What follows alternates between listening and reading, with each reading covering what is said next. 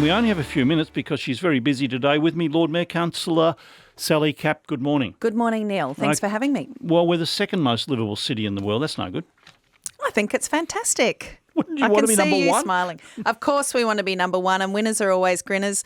But given how quickly our population is growing, how many projects we have underway, how many things happen in this city, we're at least double the size of Vienna, and we still rank really highly in this livability ranking. As the Prime Minister said, Vienna's got bad beaches. Well, nicely put. We actually rank higher than Vienna in culture, which surprises me when Vienna is considered for that history of music, particularly, and other cultural aspects. And chocolate. So very pleased to see us ranking well against international cities in that regard. I think, of course, there's still more that we can do, and you know that, and there are still ways that we can improve, but to be benchmarked against other cities and to rank so highly is always good. Anybody ever been to Vienna, give us a call, 96900 693 13 13 32. According to this index, and this is the authoritative one, this is one people take seriously. Well, it's the most widely used, yeah. Crime is the problem. We've been marked down because of petty crime, violent crime, and the threat of civil unrest. What does that mean? Well, I'm not sure what they mean by the threat of civil unrest. We're a democracy, so we often have protests, as you know, and it's something that we support as government because that's everyone's right here. But we do know that there's more that we can do about safety and security, and that's why, together with the state government and particularly Vic Pol, we've been working so hard on programs to improve lighting around the city, our street safety, particularly with bollards, CCTV cameras, etc., and that has been a major focus and will continue to be. We're the world's most livable for 7 years, from 2011. Can we ever get that back again, do you think? Well, it's something that's the other thing about rankings. It makes sure that you're not complacent. It makes sure that you keep your energy and resources into how we can improve the livability of the city. We know from talking to The Economist that the bigger your city gets in terms of population, the more difficult it is to win. But I think it's certainly something worth striving for. And if this puts a highlight on areas for improvement, then we're up for that. Sydney's come home with a wet sail because they're greener than us. Well, is that right? Sydney has done very well. They moved the most in the top 10, and I think it speaks a lot about Australia as a fantastic country to live. Do we have to congratulate Sydney? Well, I have put a call into Clover to say well done. We're sharing ideas and information more than we ever had between our two biggest cities in Australia, and that's important because we're experiencing a lot of the same pressures. So well done to Sydney, and for Melbourne and Sydney to be right up there in the top three says a lot about the enviable lifestyle we have in Australia. As I read it, Sydney moved so far because they were considered more green. Can we learn anything from them? Well, they did put out a new sustainability strategy, and we've had a look at that. It's fantastic.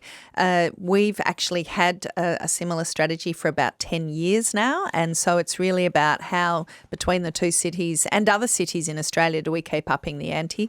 And our greening program we're very proud of. We've got a plan to really, it's 240,000 square metres of extra green space. I don't know what that looks like, Neil. To me, that is the equivalent of 12 MCGs of more green open space in our city. It's not easy to do, but it's a great thing to do. Are we marked down because of congestion?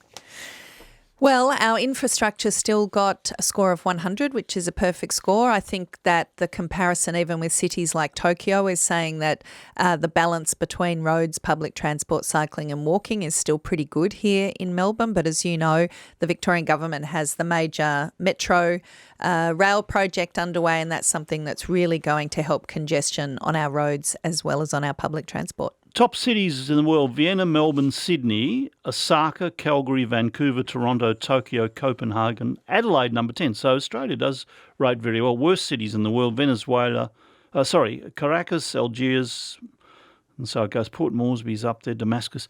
All right, just finally, I know you need to get away. The state and federal government have re-released information on these plans to widen the Monash and put the price up about 50%. Does the City Council support that? Well, each of the municipalities have different priorities. For us, the priority is very much around public transport and pedestrian spaces.